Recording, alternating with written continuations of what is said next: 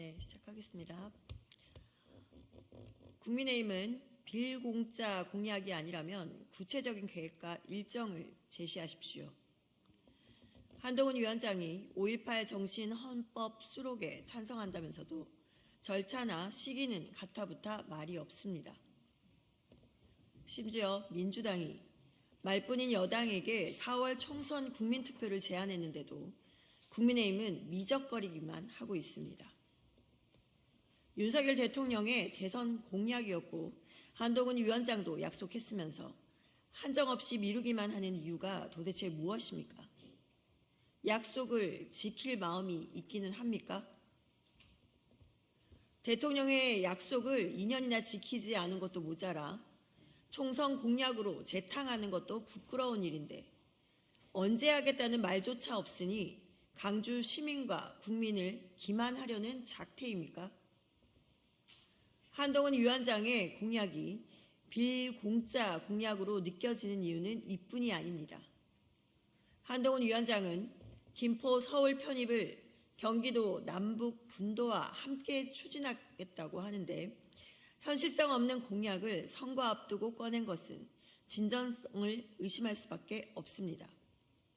더욱이 경기도지사가 이 사안들에 대한 주민투표 실시 요구에도 응하지 않으면서 하겠다는 공허한 약속만 하는 것은 국민들을 우롱하는 정책 사기 아닙니까? 국민이 진정 바라는 것은 듣기 좋은 선심성 정책이 아니라 책임 있는 약속입니다. 국민의힘은 정책과 공약에 대한 구체적인 계획과 일정을 내놓으십시오. 내놓지 못한다면 국민을 속이려는 사기임을 인정한 것으로 받아들일 수밖에 없다는 점을 분명히 지적합니다.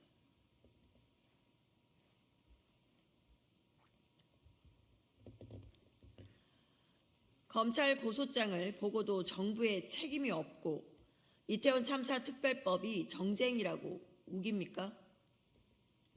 검찰 고소장을 통해 김강호 전 서울경찰청장이 이태원 참사 이틀 전 경력 여유가 없다는 보고에도 대비책 마련을 지시하지 않은 것으로 드러났습니다.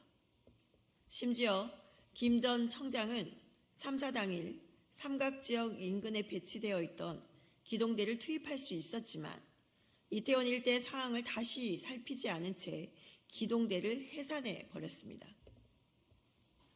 김강호 전 청장의 부실한 대응이 검찰 고소장에 이렇게 적나라하게 나타나고 있는데도 경찰 특수본과 검찰이 기소 여부조차 결정하지 않고 뭉개고 있었다니 기가 막힙니다.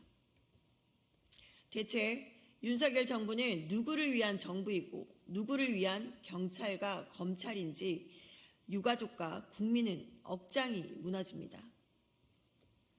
윤석열 정부는 이렇게 속속 드러나는 진실 앞에서도 이태원 참사에 정부의 책임이 없고 이태원 참사 특별법은 총선용 악법이고 정쟁이라고 강변할 셈입니까? 정부가 꽁꽁 숨겼지만 실체적 진실이 드러나며 정부의 책임이 확인되고 있습니다. 더 이상 이태원 참사의 진실 규명과 책임자 처벌을 거부하지 마십시오. 이태원 참사 앞에 가족을 잃은 유가족의 아픔을 외면하고 책임 회피에만 급급한 윤석열 정부의 모습은 국민의 분노를 키우고 있습니다. 윤석열 정부가 끝까지 진상규명과 책임자 처벌을 외면한다면 국민께서 책임을 물을 것임을 명심하기 바랍니다. 이상입니다.